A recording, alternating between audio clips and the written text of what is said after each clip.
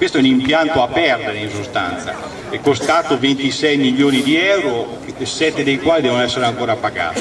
Ecco, quindi già questo è il peccato originale, l'impianto qui non ci doveva stare, non se ne dovevano fare proprio impianti del genere. Qual era l'alternativa? Quella di avviare alla raccolta differenziata spinta su tutto il territorio con la tracciabilità e con tutto quello che ci vuole perché questa riesca bene. Ora, quali sono gli scenari alternativi? Quello di riconvertire l'impianto perché manca appunto un polo industriale che tratti l'organico dei rifiuti e poi dotarsi di un altro importante accessorio che è quello che serve per trattare la materia plastica. Purtroppo non sta andando così. Dopo l'incendio, con i soldi dell'assicurazione, ACAM ha provveduto a installare un tritovaglio che è capace di trattare sia i rifiuti che noi tal quali che noi portavamo fuori, perché questo impianto ha una taglia di 75.000 tonnellate e noi ne producevamo 90.000, più quelli che vengono da Genova, quindi arriviamo a trattare dentro lì 105.000, 110.000 tonnellate. Con naturalmente tutti i problemi che ne derivano, perché questo è un impianto che ha sempre funzionato piuttosto male. Ora, se questo impianto non lo si vuole riconvertire perché non c'è, diciamo, fiducia sul fatto che possa funzionare bene, bisogna poi mettersi nell'ordine di idee che bisognerà costruire un impianto di compostaggio in Val di Magra, baricentrico, che possa poi servire tutta la provincia al netto della Val di Vara, che, diciamo, il trattamento dell'organico solo può fare da solo. Questo è un po' lo scenario che come Comitati Spezzini perseguiamo.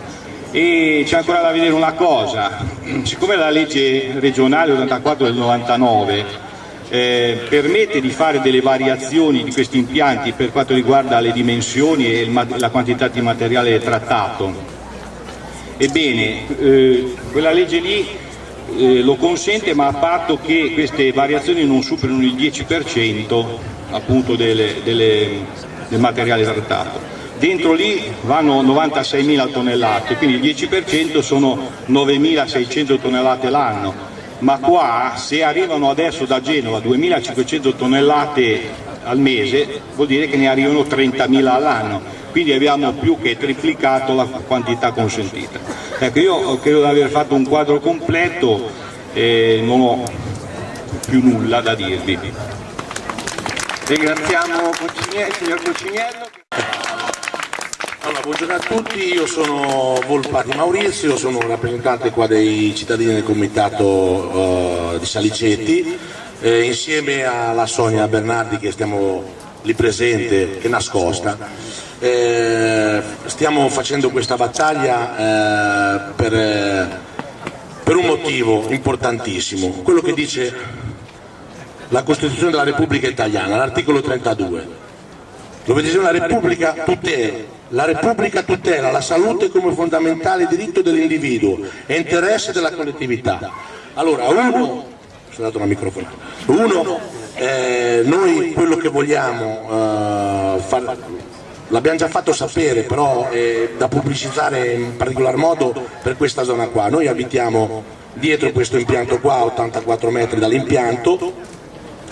Noi non abbiamo più, siamo veramente disperati, non abbiamo più una vita, diciamo, regolare, soprattutto per il periodo estivo, dove siamo costretti a scappare, chiuderci in casa.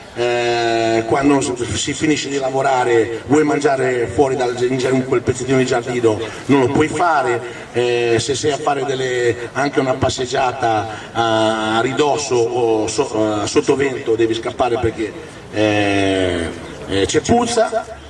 Tanti diranno io vengo a correre qua e non la sento, o la sento ogni tanto, dipende anche dal vento, se viene da nord, se viene da sud, se viene da est, se viene da ovest.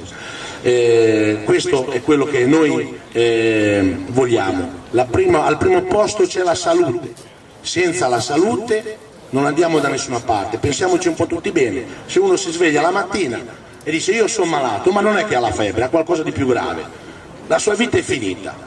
E questa è la cosa fondamentale che io insisto e che stiamo urlando a squarciagola a tutta questa gente qua, a questi che chiamo poltronisti, che non ci vogliono ascoltare, o se ci ascoltano fanno finta di non sentirci, che al primo posto c'è la salute.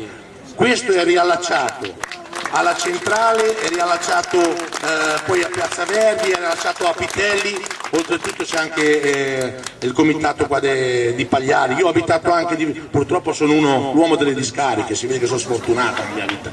Ho abitato 22 anni a Pagliari, quindi parte di quelli Pagliari li conosco tutti, e ho comprato qua e mi sono ritrovato qua vicino a un impianto del genere. Qua dove c'è questo impianto qua c'erano campi di grano e c'era un viale con i ciliegi, lo stesso dove c'è l'autoparco. La cementificazione in questo territorio qua è veramente vergognosa, non si può andare avanti così. Allora sta a noi, l'unione fa la forza, come siamo stamattina, infatti siamo abbastanza, mi sembra che siamo numerosi, soprattutto coi comitati, che c'è Rifondazione, c'è SEL, insomma la salute non ha colore. Non è né del movimento, né del PDL, né del Partito Comunista, è dei cittadini e basta.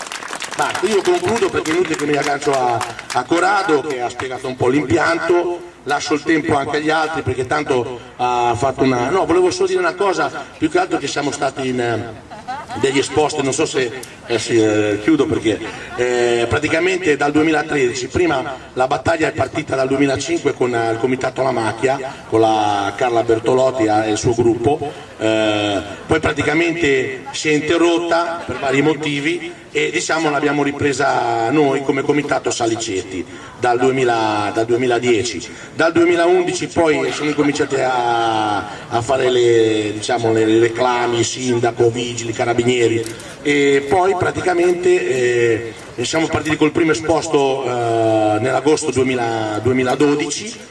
L'ultimo esposto l'abbiamo fatto l'anno scorso, sono state fatte delle prescrizioni dalla provincia, abbiamo mandato lettere a ACAM, ai dirigenti, al nostro sindaco, insomma le vie istituzionali sono state fatte tutte. Questa settimana qua siamo andati in tribunale anzi purtroppo oggi non c'è Massimo Lombardi che è il nostro legale che ci sta seguendo, insieme a Marco Grondaci che li vorrei anche sempre ringraziare perché ci sta andando davvero molto da fare, e eravamo in tribunale per andare a parlare col PM per opporci per l'archiviazione del primo esposto. È stato tutto slittato l'1 di aprile, non è uno scherzo, è il 1 di aprile. E quindi al 1 aprile il PM poteva anche dire ok, archiviamo adesso, invece voglio sentire ancora cosa ci avete da dire perché c'è ancora diciamo i 4 avvisi di garanzia che sono stati mandati, che non so se sapete che è stato mandato a Maggi, a Fanton, al direttore Garavini e poi al nuovo direttore che non mi ricordo come si chiama, Cappelli, questi 4 avvisi di garanzia. E adesso siamo in stand by per vedere un attimino cosa succederà. Comunque poi chiudendo tutto, l'unica cosa che ribadisco sempre è la salute, ricordiamoci la salute. Ciao a tutti.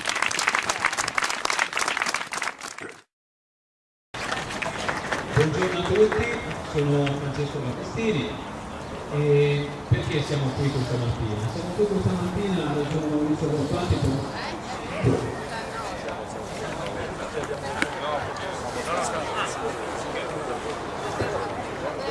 Siamo? Ok. Iniziare come fanno tante comunità, anche qui vicino a noi, Campania,